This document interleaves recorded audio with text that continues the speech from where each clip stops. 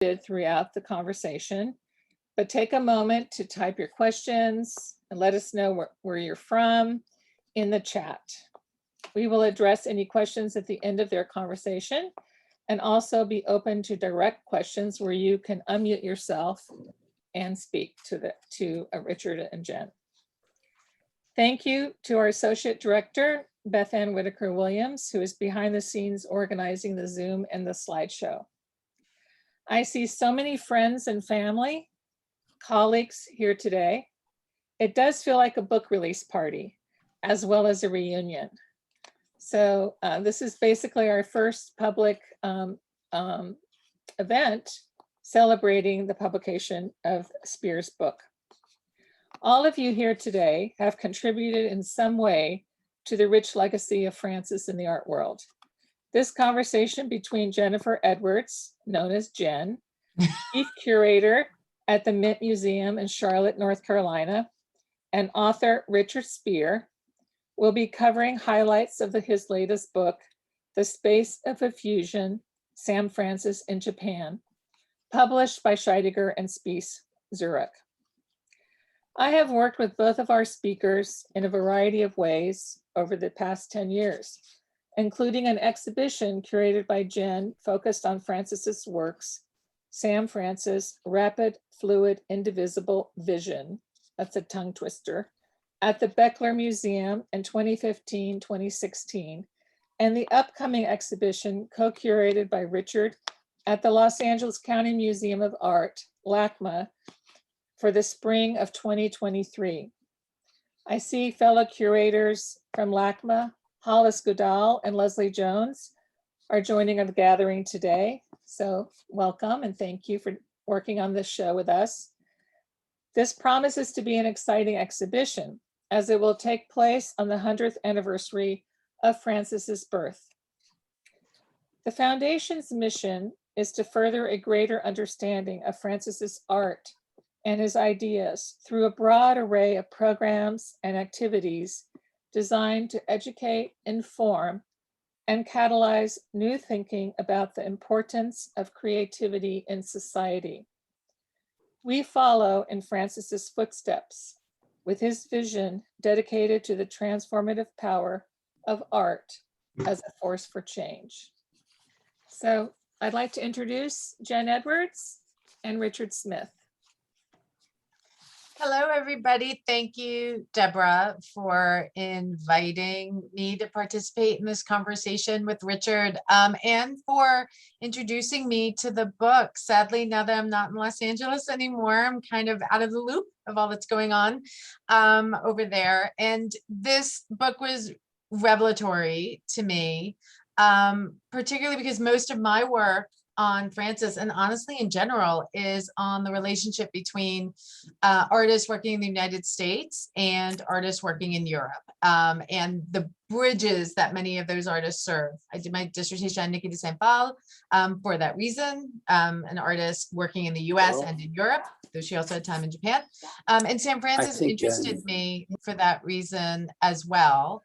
And so, Richard, your book about Frances in Japan was eye-opening because I didn't, though I knew he spent time over there and I knew of his affinity for the culture and the relationships that he had with many of those artists, particularly the Gutai artists, this introduced a whole other perspective, not only of his influences and connections, but also the people in his life. And so I'm looking forward to hearing from you about all the research that you did and all of the personalities that you interviewed and the connections that you uncovered while you wrote this book.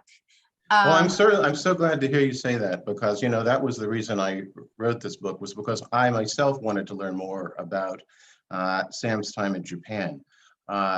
You know, I think that all of us who are familiar with Sam Francis and, you know, post-World War II art have heard, you know, have read the little blurb next to the painting that has a very short sort of explanation that Sam Francis, you know, traveled to Japan in the late 50s, and his work thereafter was influenced by his time in Japan. Well, that's true, but that is such a very, that has been hardened into a trope. And most people, that may be the only thing they know. A lot of people, that might be the only thing they know about Sam Francis.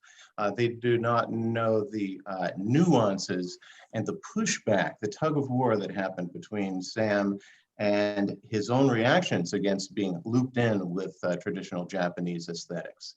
So, Sam has always been my favorite post-World War II artist. And I noticed as I was looking, first looking at his art in my early 20s, that I personally gravitated most strongly among all of his periods of his work to the period right after he had been to Japan. And these absolutely beautiful, blissed out expanses of white space floating. And I wanted to learn more about that. And there weren't a lot of resources where you could learn about Sam in Japan all collected in one. So that was really the impetus behind this book. So I'm really glad that we can hopefully expand people's knowledge beyond that little sentence that's just hardened into trope and into a more nuanced discussion. I'm really pleased to hear you say that. Yeah, it was, and I'm excited to have that conversation too. I also, since Beth Ann just moved this slide forward, I want to thank Beth Ann too for managing this all. I'm sure it will be seamless going forward as well, but behind the scenes up until this moment. And thank you for pulling this slideshow together out of Richard's book. So I hope that we could start the conversation with you explaining a bit more this concept of Ma, which is one that I was unfamiliar with technically, and maybe so define Ma, but then also I had read in other literature connecting Francis with the idea of mu, which is something that you also talk about in your book. So if you could maybe start us off with that concept of Ma and its relationship to the white space in Francis's work.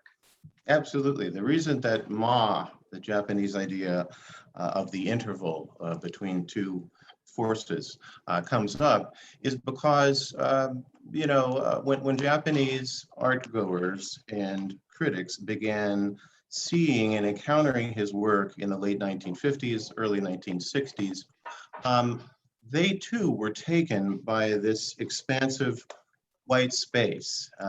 It's a very striking element of his work of this period.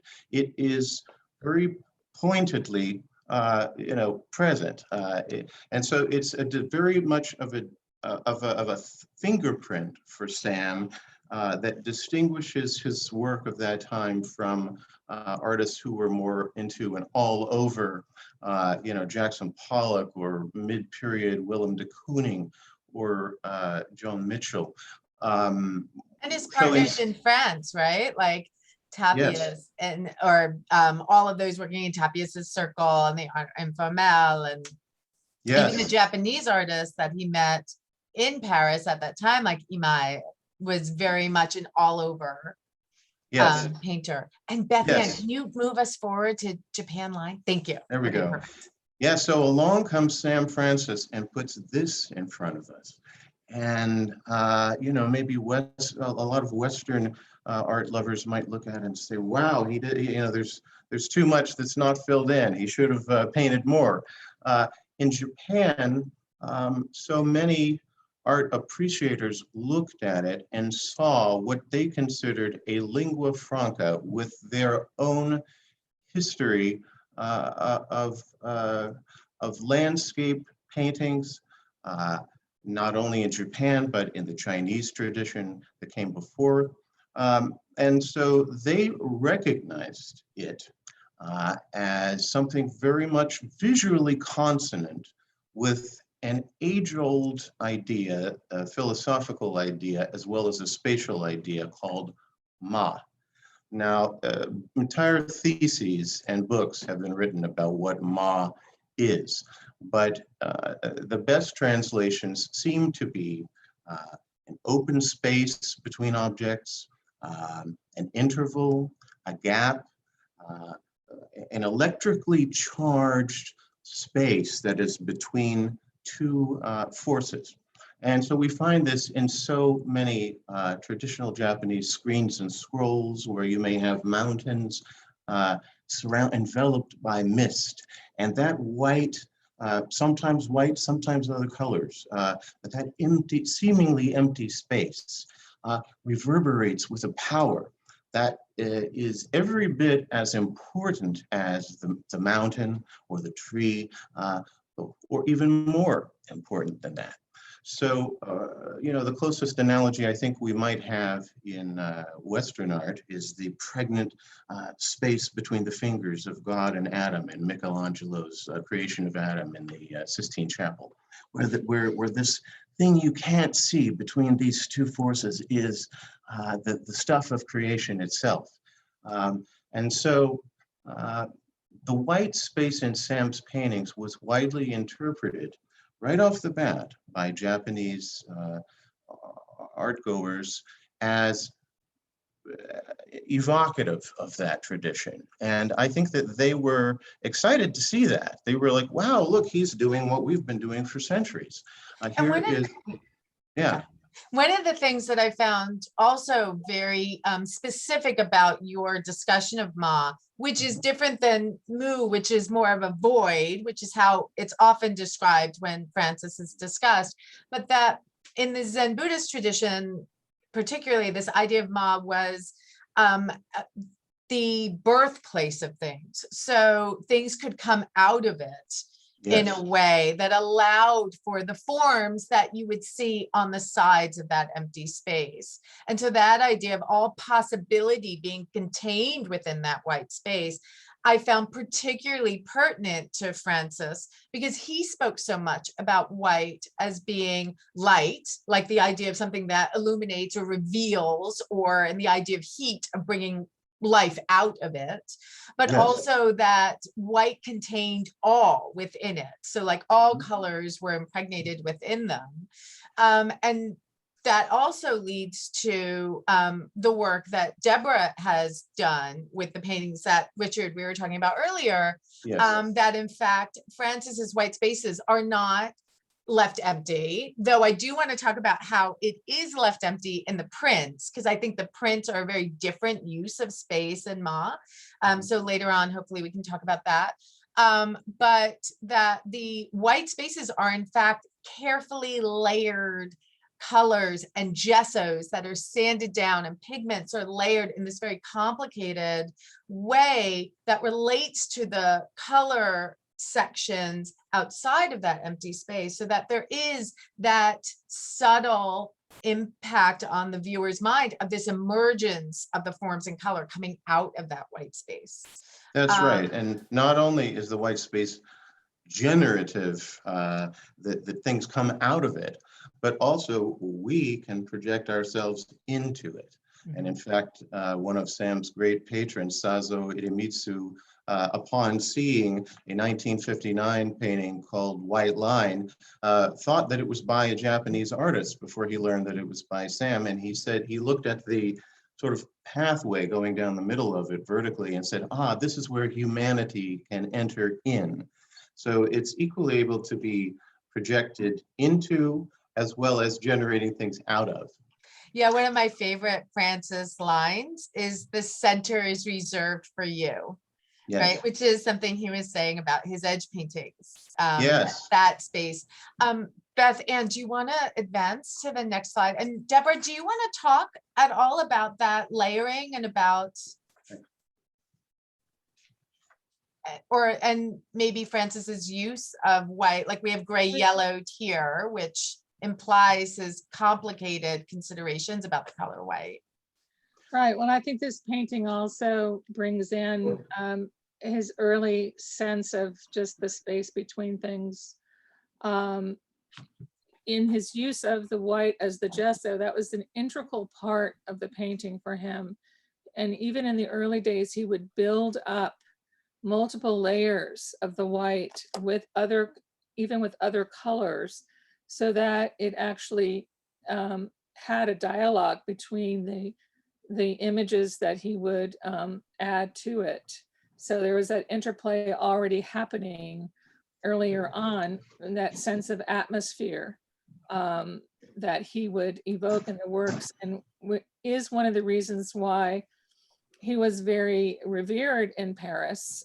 This was very new work for the time period when he was there. And also with his Japanese friends that he made in Paris, they related, these are the works that they would have seen initially, which made them gravitate to him, including Sofu Teshigahara, who was at the Sogetsu, who invited Sam in 1957 to come to Japan for the first time.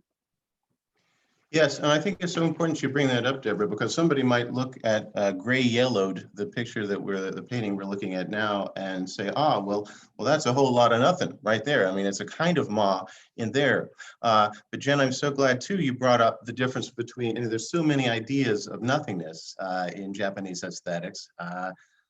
You've got Ma, which we talked about, which is more of an interval. But as you said, we also have this idea of Mu, which is the complete absence of everything. That is the true void. And so this is not what Sam was interested in. A lot of people, call Ma a void. Well, nothing could be further from the truth. It is an electrified, pregnant space where anything can happen. And as you mentioned, anything can come out of. So one important thing I think is that in works such as this, which Sam made in Paris, years before he went to Japan, he was already exploring this idea that what seems to be empty really is teeming, is with this is from the so-called crepuscular or cellular paintings. And so even in paintings that look like they're white from in the background, the closer you get to them, the more you see. And so Deborah, your and Annetta Zabala's research for Sam Francis, the artist's materials from the Getty Conservation Institute, you went in and analyzed paintings from this period, and you found that Sam was in there very actively priming the canvases, different shades of white, and I found that pretty fascinating. Yeah, yes, that is very, I think everybody realized that, but not to the extent as to how much effort the priming was. That was an integral part of the total composition. Yeah, it was as if he were painting the canvas itself with the primer. And so you have this very rich variations of white. And interestingly enough, in Japanese, in the kanji character for Ma, it is these two pictographic characters facing one another, which represents a door. And then in the middle of it is a pictograph representing the sun. So there's something between two forces that's going through that door, that portal, and it is the sun. It's an illumination. So again, that light that Francis said white connected with. It's perfect. Yes, it's an enlightenment is coming out in the very kanji symbol for Ma. And so it's no wonder really, that the Japanese audience has really appreciated and glommed onto what they saw in Sam's work. I just want to touch too, Beth Ann, can you bring us to the whiteness of the whale? The more Western connection that white symbolized for Francis. And this was the obsession with Moby Dick in those early paintings. He did so many references to Melville's book. And you touch on it a bit in your book, Richard. Do you want to maybe kind of bring that earlier reference as well? Yes. Sam was long fascinated with Melville's Moby Dick, and all of the various symbolisms that white Leviathan contained. White was not just a source of illumination and beauty. We see this in Joseph Conrad as well. It can be a signpost for something very dark and terrifying. And I think Sam gravitated towards both aspects of what white can symbolize. And so I think one thing that we're getting towards is that in works like The Whiteness of the Whale, which was begun in New York in 1957 and then worked on later in Tokyo, and then finished off and retitled in Paris, sharing the DNA of all of those very important places to Sam. We've got the fact here that Sam is exploring white and open spaces and poetical spaces much earlier than he arrived in Japan. So, when the Japanese critics and poets and so on began to kind of sort of immediately claim Sam as someone who was using a similar visual vocabulary as their historical landscape paintings and calligraphy, he pushed back against that. He didn't want to be seen as derivative of Japanese traditions or any traditions for that matter. His allegiance, if anything, lay in Paris with Bonnard and Matisse and Monet. And so I think that he was, especially at first, very much pushing back against this notion that somehow he was painting abstractions of Japanese landscapes. And in fact, it was 1953 that the critic and curator Michel Tapier first expressed this idea in an essay called Spaces and Expressions, where Tapier was talking about Sam's work and saying, well, white in his work is the space between. So this was already being discussed, and also, yeah.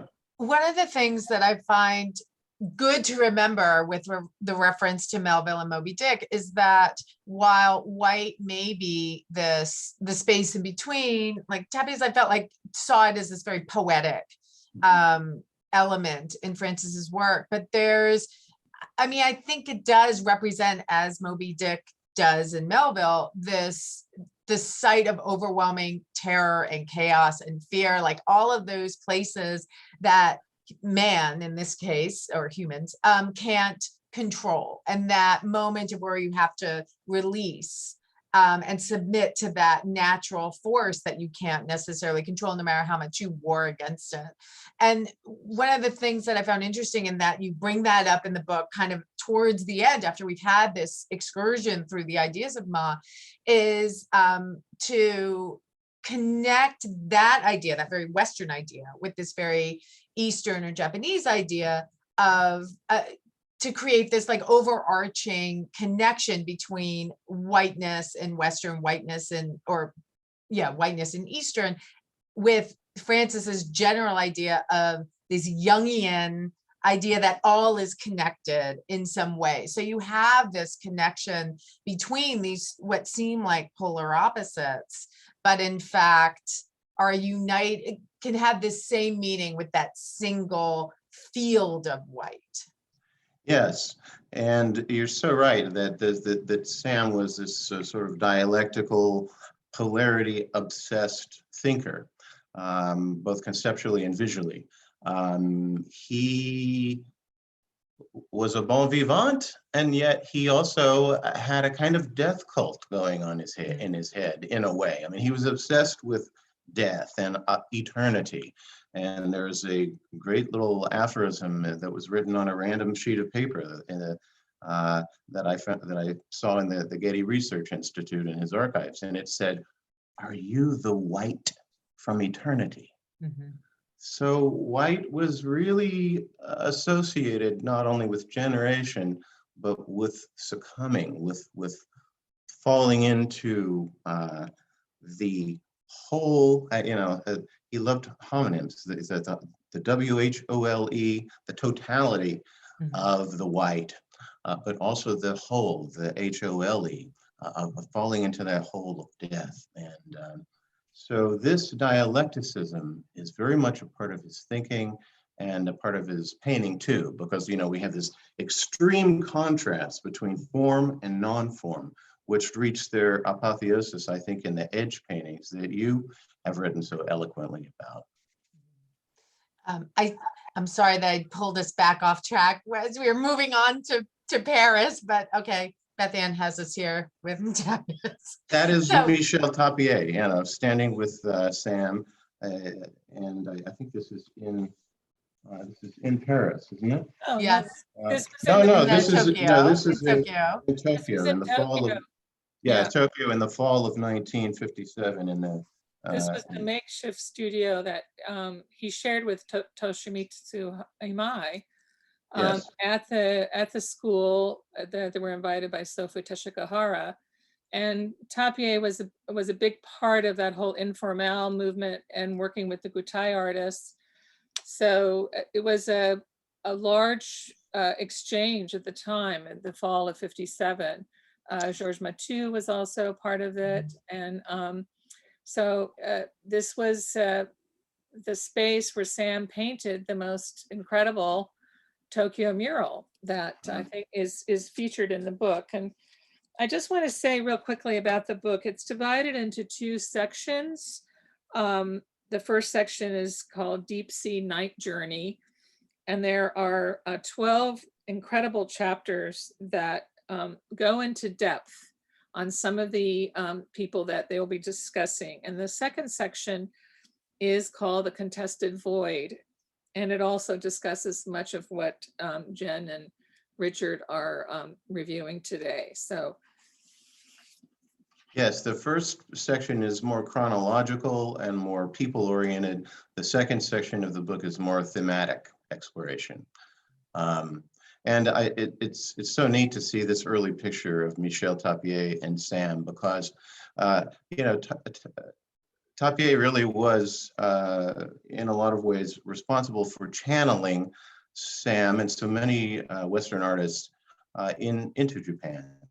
The genesis of Sam's arrival in Japan, you know, he had lived in Paris since he was 27. He went there in 1950 and met so many people in Paris, obviously, including the artist, the painter Jean-Paul Riopelle, who introduced him to Tapier.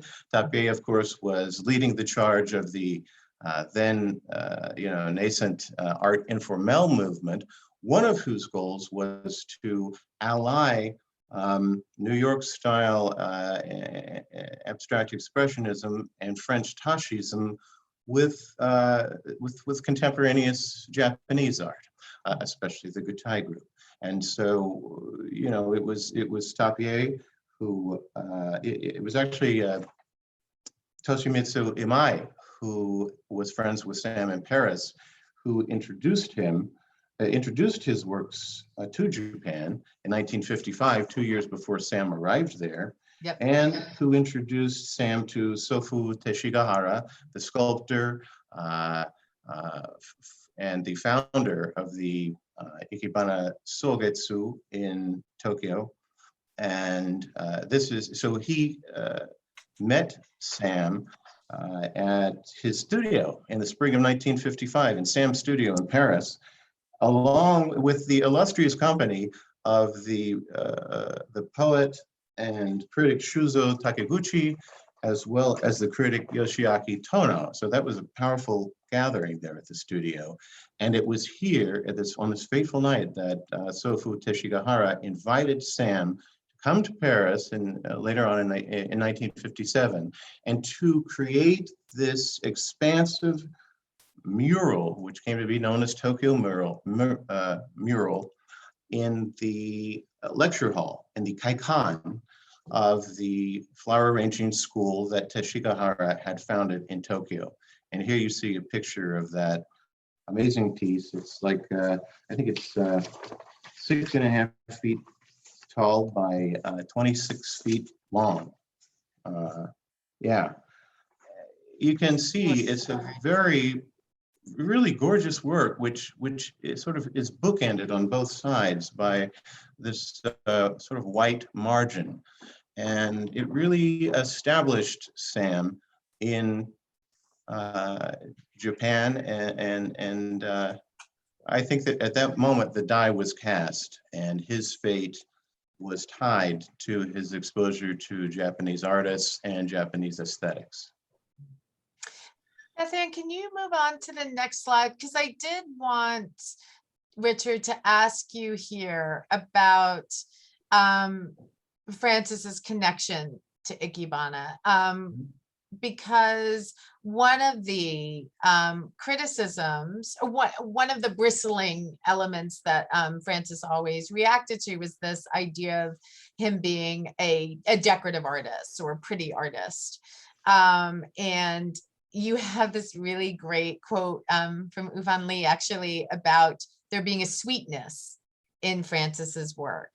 And it was interesting to me, because I mean, I understood why it was considered a negative criticism, but that idea of beauty that comes out of Francis's work, I always found as actually a cushion for the struggle that was also in there as well. And so I found that you needed that tension, as you were talking about earlier, like that constant tension between the two poles to have the beauty with the anxiety and the struggle.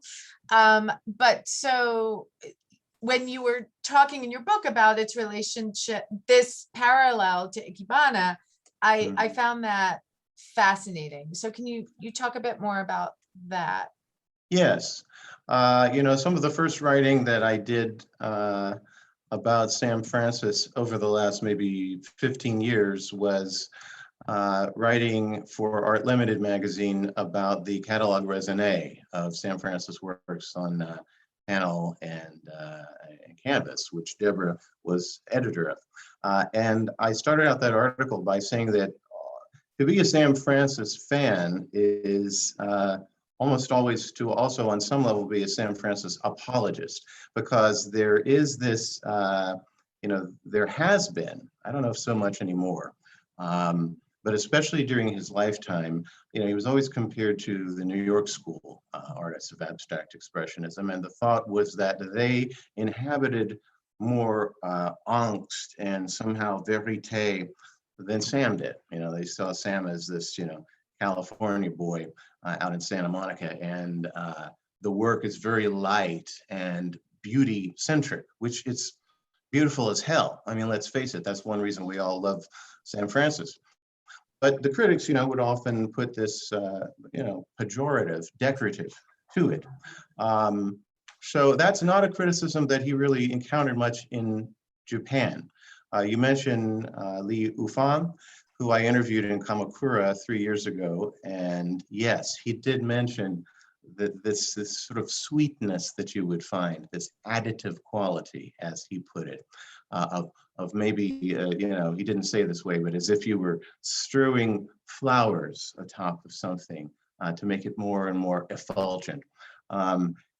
Sam didn't really encounter this criticism in Japan at the time, and I think there are several reasons for it, but one of them is, there's not as many hard lines between the fine and the decorative arts in East Asian aesthetics as what we have or had here in art criticism in the West and the United States.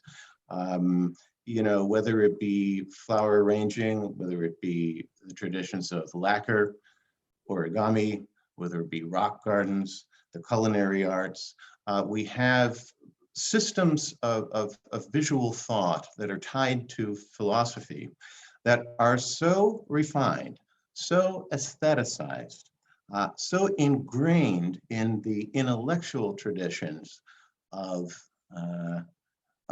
that thought, that you don't draw a line and say, oh, this is the realm of philosophy, these are just flower bouquets over here, oh, but that's a painting on the wall, therefore, somehow it's elevated above all the other arts. So I think that's one reason why he was so, his work was so beloved there from the beginning, is that I think another thing had to do with this element of wabi-sabi, which we see in so much Japanese art from historical through contemporary. In Ikebana also we have, it's not symmetrical beauty. It's quite, asymmetry is part of it. And of course, Sam's compositions are most always asymmetrical. the mandala paintings and some of the grid paintings, not as much, but in the earlier work, there's a great asymmetry. And this idea of wabi-sabi, that there is a temporal element to beauty, that things that age and decay and become so imperfect, right? That there's a beauty in that too. And so I think we see very much in Sam's work a melding with that as well, because there's a real temporality in Sam's work. One of his great aphorisms was, "I paint time." You can't see Sam without, Sam's work without sensing the passage of time and the beauty of imperfection, because splatters here willy-nilly. Sam was not a big self-editor. If something happened, it's almost as if it were made to happen. It were meant to happen. And so I think for all of these reasons, the various Japanese arts, design, and so on were very, very, there was a lot of crossover with Sam's own vocabulary. I don't know that we're going to get to it in this talk, but that reminds me of the composers that you highlight in the book as well. And I actually would love to hear a whole other conversation with you talking about that, but I'll try, and we do have a picture of some of them, so maybe we'll try and hit on it there. But here we just have a couple of images of those two, Teshigara and Imai in Paris, sitting in Francis's studio. Yes, there's Sofu Teshigahara in Sam's studio, and then there is Sam down there with Toshimitsu Imai and with Muriel Goodwin, the artist, who was also Sam's second wife. Yes. Great picture. Let me interject real quick, Jen, about the discussion with composers. There's actually going to be another Zoom webinar talk with Richard Speer and Shingo Francis, as well as Leslie Jones and Hollis Goodall of LACMA in June. And I believe that the composers will be one of the topics of the conversation. So stay tuned for your next Zoom invite. That's right. They're just the absolute cornucopia of disciplines that Sam interacted with in Japan. There's this kind of Zelig-like ubiquity to Sam in Japan. Composers, poets, critics. On Isozaki, right? Yes. He has this great, but that's one of the things that always excited me about Francis, is that he wasn't in any way limited to the visual artists. He was always seeking out, particularly poets, right? That was always a big influence on him. But it was interesting to me how much he also connected with those, those minimalist composers like Takemitsu and Ichiyanagi, and and then particularly the architects, right? Like in Japan, that was, okay, wait, we're getting ahead of ourselves, because the next image is sticking with this visual theme and talking about furthering that discussion of the influences, how his work changed after that first trip to Japan in 1957. He goes back in 61.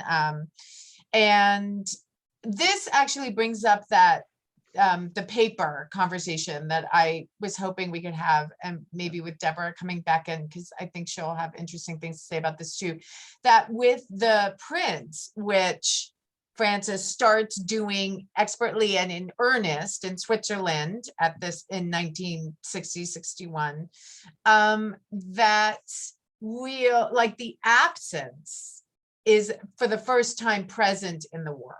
So those spaces are operating in a different way than they do in the paintings. And I love this pairing of, it's the perfect pairing, right? Of that litho, the space in between. So do either of you want to talk to that at all? Maybe how the works on paper operate in a different way than the paintings? Yeah, I mean, my only contribution to that is that I think we get into a more traditional figure ground relationship with the white. The white doesn't have the nuance.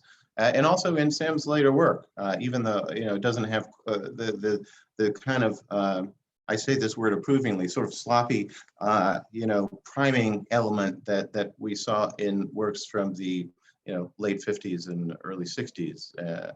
I'm sorry, the entirety of the 50s. We've got a more traditional figure ground relationship. Deborah, you want to add to that? I think I just want you all to keep talking because it's already 45 minutes and I want to have time for a chat. Okay. We can run this meeting a little longer for those of you who would like to stay on. We don't have an hour. But quickly, Sam loved paper and he experimented with so many different kinds of paper, a lot of them Japanese paper. And for him, there was a fluidity that paper allowed him to have with his medium. And that dialogue was integral also. And printmaking, again, he loved the oil and water, how those two, you know, sort of counteracted each other. That whole discussion, the Ma discussion happened in just doing printmaking. He loved working on the stone. He loved that reversal process. He loved the accidents. So his paper works, you know, have a very much more intimate side to him, I think, and show more of his lyrical hand. So a longer discussion for another time, maybe in those future many conversations. So this pairing I actually thought was interesting too, because it's the watercolor below that Francis did started in 53 and then goes back and works on in 58 after he's been to Japan. And it's interesting because he does this, I mean, Francis works continually throughout his life. Like this isn't unique necessarily, but there's also the Tates around the blues, which he also works on after that first trip to Japan. So yeah. Do you feel like there's any work that is changed significantly to reflect maybe what he experienced during those early trips to Japan? Well, I think this pairing, you know, illustrates what you're talking about, and this, you know, 1908? No, is it 28? Work that we're seeing on the upper left, and then the Sam watercolor down on the right, is this sense of disappearance, right? Of dematerialization that we're seeing in Sam, and I think it's very apropos that Sam did a series called Toward Disappearance, probably the most famous of which is in the collection and has been very prominently displayed at LACMA. Yeah. So, and I'm glad to hear you talk about the pairings, because that is what Hollis Goodall and Leslie Jones and I have really want to stress in the coming show at LACMA, is that you know, I think it's very important for a lay person who doesn't know any of this background to be able to go into that exhibition, see these pairings, and say, ah, I get it. I get the, you know, the common ground between these two visual universes. And if that happens, I'll be very pleased. The next image just runs us through maybe some of the most important people in Francis's life. Richard, do you just want to give us like a roll call and a brief? Yeah. Yes. This is a wonderful, isn't this great? Taken in Tokyo in 1965 or 1966. On the left, we have the poet critic Shuzo Takiguchi. To his right, I'll just go from left to right. We've got the painter Takako Idemitsu. We have above her the poet and a dear, dear, dear friend of Sam's, one of his greatest friends of all time, I think, Yoshiaki Tono. Then there's Sam. Above him, touching his head, is Hiroko Narasaki, who was at the time the editor of the Ikebana Sogetsu journal. And then to the right, we have a very dewily young Arata Isozaki, the Pritzker Prize award-winning architect who was also a dear friend of Sam's and who was, in certain aspects of his production, influenced by Sam's edge paintings, and who had a very symbiotic relationship with Sam Francis. It was Sam who engineered his first commissions in the United States, and it was Sam put in a very strong recommendation for Isozaki to get the commission for the Los Angeles Museum of Contemporary Art, which of course became one of his great calling cards. Down below. Isozaki affected Francis's work as well, definitely those compositions, the Fresh Air series that comes out after he meets Isozaki. I think they're very akin. Yeah, I agree. And Isozaki is like the master of Ma. I mean, he writes about it terribly eloquently. And he curated a traveling show back in 1978 that toured around for years called Ma, Space Time in Japan, which in many ways was a seminal exhibition that acquainted people around the world with the idea of Ma. Down below him, we have the filmmaker, Mako Idemitsu, who was also Sam Francis's fourth wife. And then Hideo Kaido is to Mako's right. So I think that this just shows, the intermingling of the social and the intellectual that was happening during this time. This kind of, I think, a beautiful golden era for cross-cultural pollination that deserves more attention and hopefully is beginning to get it. Debra, do you want us to just move to the last two performances and maybe just skip the ceramic elements so we can get to the questions? We can just look at them. Okay. And these are all aspects that are in the book, as well as will be featured in the LACMA exhibition. You're noticing that many of these images, like the two ceramic glazed pieces that you see in this image to the right, will be in the LACMA show. We're very excited to have those as part of it. The book was written somewhat paralleling the concept of the LACMA show, and because of COVID, the show has been postponed, unfortunately, and the book is here. So we're going to be having a great several years of conversations about Japan, which is fabulous because there's so much to talk about, as you can tell. There is a question actually that somebody just put in the chat about the Domoto print and the watercolor. And that is an example of the two works that will be in the exhibition. So that, yes, Sam was aware of early Japanese works living in Paris. That was a common cross-cultural community between Parisians and Tokyo artists and artists from Osaka. The idea is that Sam was not directly influenced by it, but as Richard says, it shows kind of a commonality of spirit, Yeah, I mean, Sam carried with him when he traveled, books about Zen Buddhism, the Zen poetry, the meditation guide called The Secret of the Golden Flower, a Chinese book of life. Wherever he went, he had this with him. He had read the I Ching, the Tao Te Ching, the Book of Tea.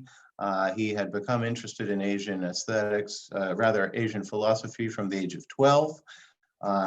Took courses in Asian philosophy at UC Berkeley in the early 1940s. So he was primed. He was wired for sound by the time that he arrived in Tokyo in 1957. He hit the ground running. So you close the book with the consideration of these two performances that Francis did in Tokyo, one in 66, sky painting, and then in 67, the next year, the ski Snow the painting. ski painting was done in Naibara, Japan, at a ski Oh, I'm resort. sorry, yes. And so these, yeah, I do close the book with it because, you know, Sam, as we talked about, Jen, he did so resist for the longest time being, you know, included under the rubric of Ma. And so, but as time went on, and as he became more and more immersed in the Japanese way of life, as he lived there, as he married there, had children, maintained studios and homes there, you know, he became more comfortable with this parallel being made. And so these late, you know, these works from the late, you know, mid to late 60s, he's taking color, you know, and turning it into vaporous form. And whether it be using helicopters or whether it be using skiers, he is making color in space and turning empty space and air, the very air of Japan, into his canvas. The air is the Ma, and the colored smoke is the form. And so I think that this is just a sort of symbolic as to how he finally let down his defensiveness and said, yeah, I embrace it, and it has embraced me back. And so to me, that's a very poignant moment when you see. I love that. Oh, sorry, go on. No. I love that you bring in the brilliant Francis scholar Peter Seltz here too, to say that like this is the culmination of Francis making that comment on man's relationship to nature and impact on nature. Yes, indeed, and using nature and humankind's interaction with it to produce something thought-provoking and something of great beauty as well. I think that because Sam read so much East Asian thought as he was growing up, I think his very development of his thinking was kind of impacted by, you know, koans, by haikus, and so on. But he thought in an aphoristic way, and his, you know, his writings about art are aphorisms. They are not, you know, kind of academic Donald Judd, Robert Smithson, you know, art speak. They are extremely poetical, and I dare say they have a lot more in common with, you know, with the poetical way that Japanese critics such as Tono and Takiguchi wrote at that time. And so I think that this kind of common mode of epistemology almost is one thing that was yet another tie between Sam and his contemporaries in Japan. I just saw there was a question if the writing is available for study, and the foundation did produce Cobalt Blue, which collects a number of Francis's writing, which is I love this book, and it's where the title for my very long title for my exhibition came from. It was from Francis's writing.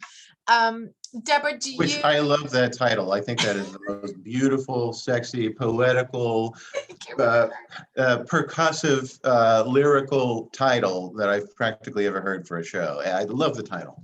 Thank you. Marketing had a conniption when I insisted that was the title. They should. But, they should have. It was fine. That's why I thought you two would be great to speak together, because of her passion for Sam's work in that regard, as well as Richard's, and your title too, Richard, of the book, and the title of the LACMA show are also garnering a lot of comments from people. So there's a few questions. I know that one of the things was, there something unexpected that you found out, Richard, yes, when putting the book together. Can you give us one takeaway, and then we'll save the rest for the LACMA talk? Yes. I was, the biggest takeaway for me was the mutuality of influence between Sam Francis and his Japanese contemporaries. I went into this book thinking that it was just going to be an exploration of white space, Western white space, vis-a-vis, you know, East Asian Ma. What I did not realize was that not only was Sam Francis influenced by Japanese art, he also actively influenced in so many different ways the work of his contemporaries in Japan at that time. This was a two-way street of influence. And I wanted to really in the book correct the misimpression that the influence only flowed one way, that it poured onto Sam and that he was just, you know, following the lead. That these wonderful relationships that he had with his contemporaries bore fruit in collaboration and also in you know, influencing the output of different artists, architects, composers, and so on. So I was glad to find all that out, and I was glad to flesh that out in the book, because I think that that is a point that really needs to become more widely known. So there's a few more questions. Did Sam speak Japanese? What language? He spoke haltingly. He did actually learn characters. He was married to two Japanese artists, women. So luckily they were often at events where they could help translate. Most of his friends in Japan, or most of the people he worked with or collaborated with or did speak English also, but they did, you know, there was a sort of a back and forth between the languages. Are there films of these performances? Not that we're aware of. If there's a possibility that Mako Idemitsu might have filmed some of them, and we're still going through her archives. But no, the Japanese magazine had sponsored the sky painting, and they took a lot of great photographs, which there is a magazine kind of dedicated to that has, and I think we're going to be showing that part of it at LACMA, but all of these things are available. If you want to see it, we've got the archives, some of the archives digitized, we can share them. And also they're at the Getty Research Institute at Sam Francis Papers. Some of the library things like The Secret of the Golden Flower. Many of Sam's books we donated after his death. The Getty has a large collection of them. And the Jungian Institute, as well as Otis Art Institute, and the LA Public Library. We gave big chunks of his library. He had an incredible library. He was a voracious reader, or pretended to be a voracious reader. He loved books. He was, you know, he sponsored writers and artists to do books. So that was a big part of his, of who he was. He loved literature. Are there any other questions? If you guys would like to unmute yourselves, you're welcome to do so. We want to raise your hand. Unmute yourselves. I like that. And then unmute yourself. So don't all jump in at once. No. While we're waiting on somebody, I just want to say that, you know, for example, the ceramicist as Fujio Koyama, who was a dear friend of Sam's, didn't speak much English. And of course, Sam's, you know, Japanese was not the greatest, as you mentioned, but they had a great time together. They had great conversations. I think that, you know, Arata Isozaki told me that in the beginning that his English was not very good, and that, you know, Sam and he communicated anyway. Toshi Ichiyanagi said the same thing. I think that you're able to have a rapport with a friend that comes from the heart, and it transcends language. And Sam had that gift to be able to communicate, even if you didn't technically understand everything that was being said. Yeah, that was one of the most extraordinary things that I found about him as a person in general, was that he could exist seemingly in any culture he put himself in. Like, he was in Paris, he was in New York, he was in California, he was in Japan, and that it was always, I mean, his charm is legendary for sure. People talk about it often. But there's something more to it than that, I think, which is fascinating for him as a person. And you write in your book that Takemitsu saw Francis as a European but Ichiyanagi saw him as a Californian. Yeah. And this idea that he could easily inhabit or embody whatever culture he was in. And the same with like the art forms, right? Like he could be with poets, he could be with philosophers, he could be with analysts, he could be like architects. Yeah. He was almost demonically chameleonic. I mean, this was a real shapeshifter. And he was able to parlay that into great aesthetic as well as business relationships with, people all over the world.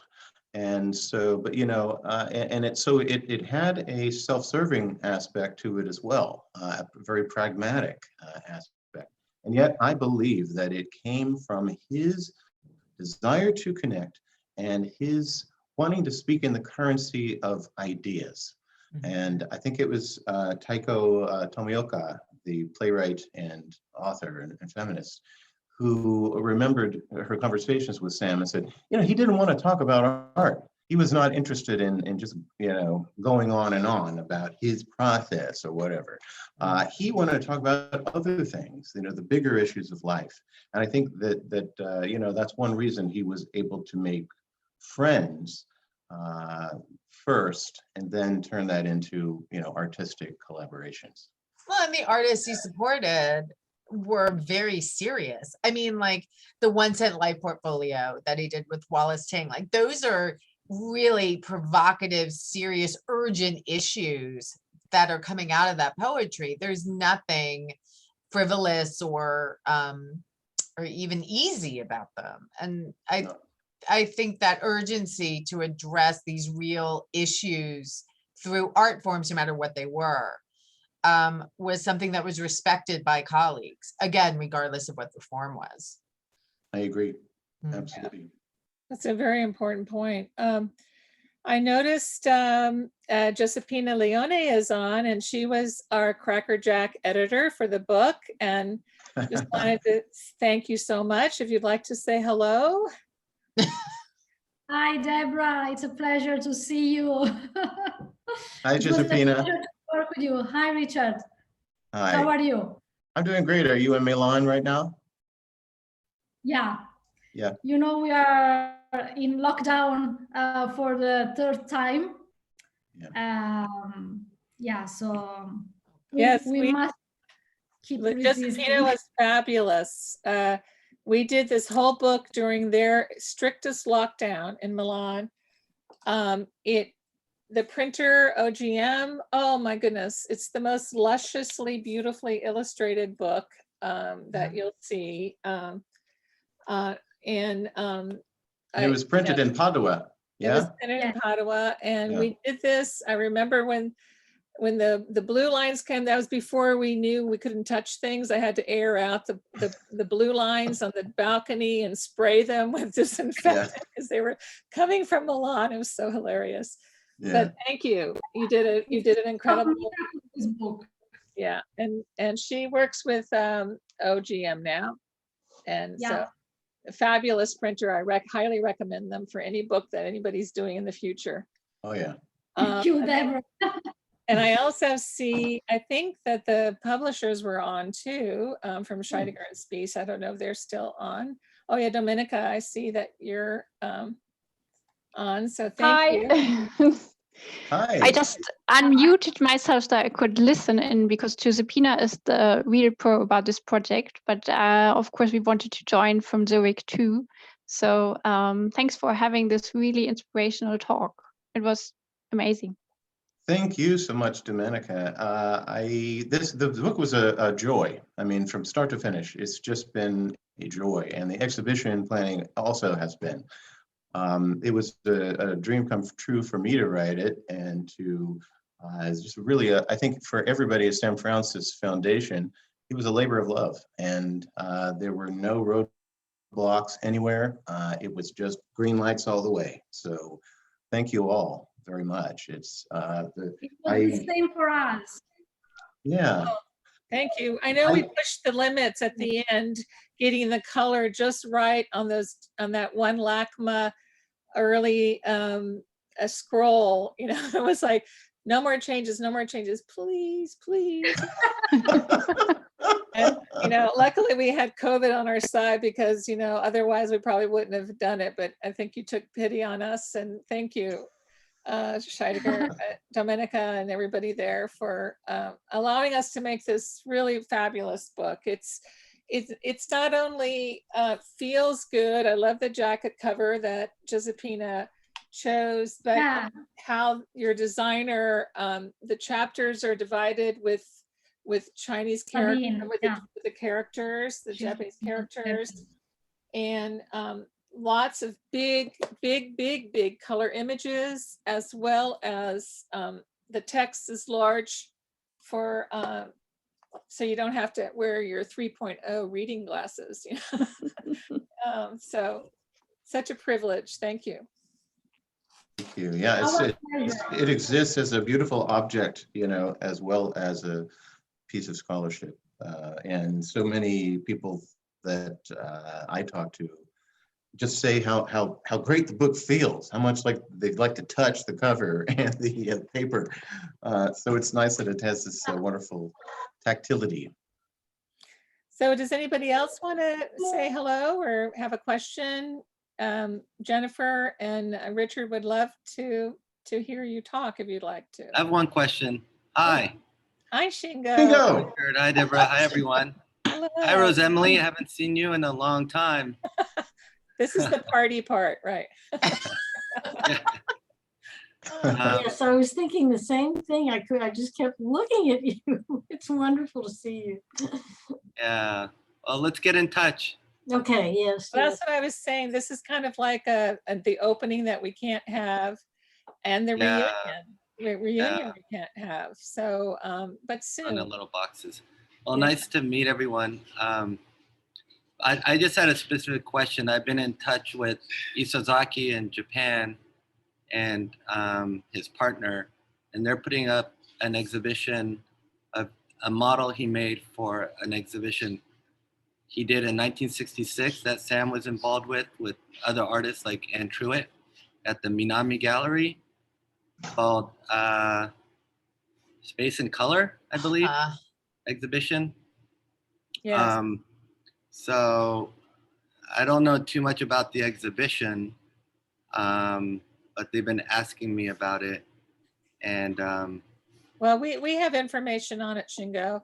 We also, the two ceramic pieces that are going to be on view at LACMA, we're in that show. Oh, they were. Yeah. Interesting. Yeah. We have some installation shots of the exhibition that we could share with you to share with Iso. Okay, that'll be great. Yeah, they're kind of circling back around, and Isozaki is, yeah, I guess recreating a model that he made in '66. But what do you know anything about In the fact, exhibition? those ceramic pieces were actually on the wall. Oh, They were sort of positioned in a different way. So yeah, based on Iso's design of the room. Yeah, no, that's great. Yeah, please have them contact us. okay. Yeah. Okay. Good to see you, Shingo, as always. See you, Richard. Nice to meet you, Jen. Nice to meet you, Shingo. Anybody else? I want to say a quick hello from Rome, and I have something to ask and an embarrassing thing to admit. I messed up the time change. We must have had a time change, and so I'm an hour late. This everybody is artist and I've been waiting for the right moment, and then I guess we had a time change, and you know, with technology, you don't know.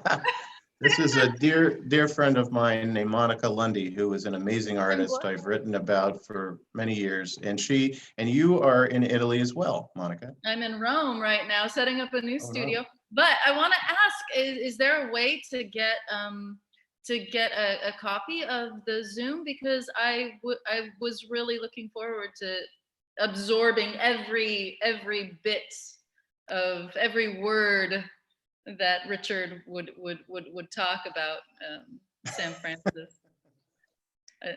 So is it possible Well, to Well, yeah, Deborah, it's going to be, this is being recorded, right? And this is going to be put on the foundation's YouTube channel. So the whole thing will be on there, and I think that they'll send out notices, and I'll post a link on my social media as well. So Okay, you'll be able great. to get the whole enchilada. I'm so Yeah, and embarrassed. I think it's because we had daylight savings time came this past weekend. So that's probably what. And we didn't. Right. So I think that's what did it, what confused you. But I'm glad you made it here for this part. It's nice to see I you. know. It's nice to see you, as always. Thank you. I think Ravi has his hand up. Yes. Hello, everyone. I'm Ravi Gunawardena from Sogetsu, Los Angeles. And I'm very sorry I missed the majority of the presentation. I was held up in a construction site meeting. And so I look forward to seeing the recording, and just wanted to say hello to everyone, and Deborah and Richard in particular. Thank you, Ravi. I'm looking forward to talking to the Sogetsu Los Angeles chapter next month. Great. Yes, we're looking forward to having you be our featured guest speaker. That's going to be fun. Thank you for the invitation. Yes, maybe we could send out invites too also, Ravi, on our list, if that's Yes. possible. And hopefully we're going to be working with you all with the LACMA show. Yes, we're looking forward to that. Ikebana event with the show, which is exciting. So yeah, wonderful. Well, if nobody else has any questions or comments or wants to say hello quickly.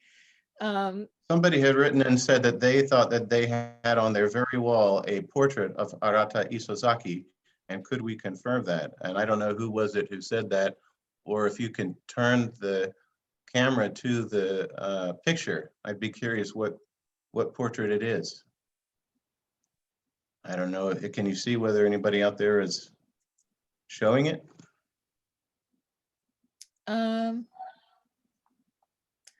I don't. Oh, there it is. Oh, yes, that's the Sam Francis self-portraits. Yeah. Yes, that's in the book where Irata is standing next to the portrait in the 36 Kaio show at the Minami Gallery.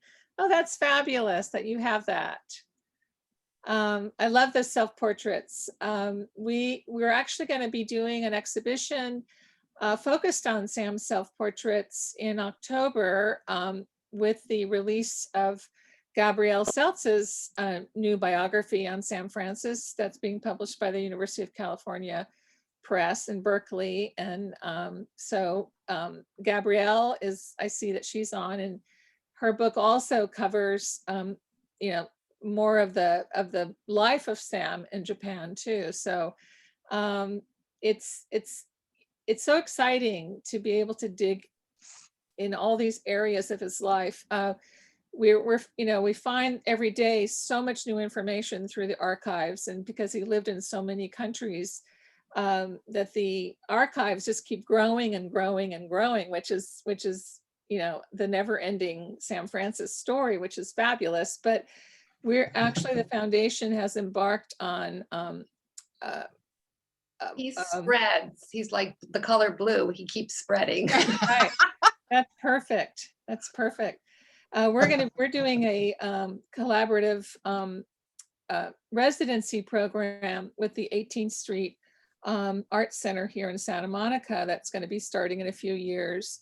We're helping. They're going to be working on residencies for artists from the United States to be able to work in a studio in Paris, in Tokyo, and in Mexico City, 3 of the major cities where Sam painted. So, this is exciting. We want to keep that confluence of ideas and images. And we know that when Sam traveled, it directly affected his work, his life, and all add to his colorful history. So, so stay tuned on our website and join our mailing list. If you're not already on our mailing list, please let us know and we'll put you on. I have some of the board members here: John Seed, Nancy Mosier, I think Jenkins Shannon was on. Thank you so much for everything you do. I see a lot of collectors here. Thank you, collectors. I see some of our great research team, family, friends, colleagues, studio assistants. This is wonderful. And thank you especially to Jen and to Richard for. Thank you, Jen. It's been great. Thank you, Richard. Thanks for doing the book. And Really, Debra, thank you for being an exceptional executive director of an artist foundation. You really do. No, you really do. Like, you continue the mission of the artist and the commitment. And Francis had so many diverse interests. It really would be a challenge, and you managed to uphold everyone. And that's extraordinary. And you're a joy to work with, as is Beth Ann. So really, thank you. I think it's vice versa. I find that people get energized by our ideas of things to do. And as I learned from my experiences with LACMA, all you have to do is pick up the phone and ask. And usually they say yes, to do things. And I think that that's also part of Sam's world, that, he was a doer, and he created such energy amongst everybody he was with. And so I'm glad that continues to this day. And you are one of the main reasons it does. You are a true keeper of the flame. And thank you. Thank you. The Energizer Bunny, that's me. Well, thank you all. This was so wonderful. And I know we'll have more talks. And again, we're really appreciative of all of you who've joined in. Thank you so much, everybody, for joining us today. I appreciate it very much too. Thanks to the whole team. It's a dream team. Thanks for doing the book, Richard. And Debra, thanks again for inviting me. I hope to see you soon. And Jen's like under tornado watch in North Carolina. So she's, we hope you get I'm home. never leaving the museum. I'll be here all month. Hope you get home. Let's hope that the informal whirlwind is the only whirlwind we will be encountering today. There you go. Richard. We have Very bad pun, isn't it? It's terrible. Really bad pun. Sorry, but sincere. And stay on the well, ground. Everybody. I'm concerned that Italy's on a lockdown again. So this has been very challenging, but you know what? I thank goodness for Zooms. I have met so many people I would have never met, and have kept in contact with so many people that I think, once we can go back out in the public, I think we're still going to have Zooms, which is great. It's a good way to be able to have a dialogue like this. So once again, keep well, keep hopeful, keep colorful, keep the light on fire, as Gabby's book, Gabrielle Seltz's book will. And you as well. Thank you. Yeah. All right. Thank you, Debra. Bye. Bye, everybody. Bye-bye. Bye. Have a good weekend. You too. Ciao. Thank you again, Josephina. It's so Ciao, nice belli. to see you. Ciao, Bella. Bye, Shingo. It's great to see you again. Bye, everybody. Bye, Sinan. Ciao, Monica. Sinan, hey. Ciao, Monica. Nice to meet you. Ciao, amore. Ciao. Nice to meet you. I don't know where you are, but hello. I just wanted to say quickly that if you were here in Rome, you wouldn't even know there was a lockdown, because we have permission to go to the grocery store. People go for walks all over going to the grocery store. Well, Are people still singing from the balconies? No, that part's over. I think now people are just fed up. Now they're taking 5-mile walks to the grocery store, through the historic center, by the river, through the parks. Yes, I remember when the poor dog and the family went for 10 walks a day in the beginning. He was like so tired because everybody wanted to walk their dog, because that's the only way you could go out, right? So yeah, I heard people are borrowing other people's dogs. I see Midori is on. Midori Moriyama, so helpful. Thank you for all you did. I didn't know Midori-san was on. Can we see? Thank you from Japan. Oh, Oh, so how nice. wonderful. Oh, thank you, Midori. So nice to see you, hear you. Nice to see you, everyone. Yeah, you might. What time is it there? Like 3 in the morning, 2 in the morning? Yes, three. Oh, Wow. oh, thank you so So much. I Oh, so I can't my video turn on. oh, yeah. Yeah, you're probably in bed. We don't, I don't blame you. Oh, but Oh, thank you for all of your research help. I know I hope oh, to see you soon. Yes, And yes. I see Bill Bentz is on. He's a great collector of Sam's work. It's just so wonderful. Thank you all. And I guess we will end. okay. All right. Thanks to everybody. And arigato gozaimashita to everybody. And see you next time. Thanks for supporting the book. Really appreciate it, sincerely, everybody. Bye now.